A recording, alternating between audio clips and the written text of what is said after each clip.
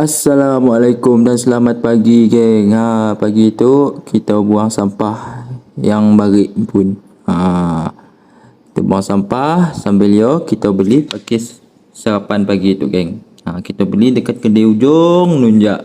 Macam biasalah.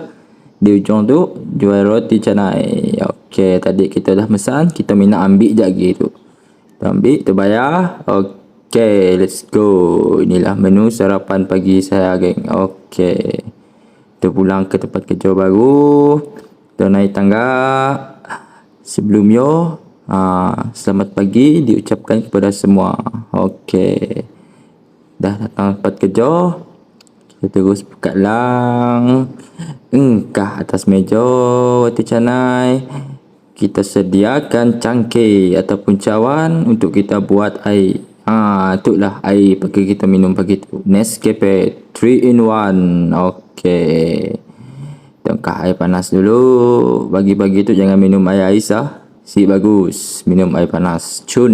Okey. Kita buat air. Lepas tu kita sediakan tapak untuk kita ongkah canai.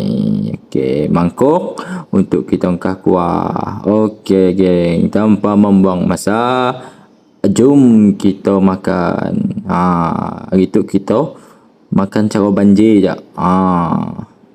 Sebelah ke sudut lah. Bismillah. Okey, geng. Assalamualaikum.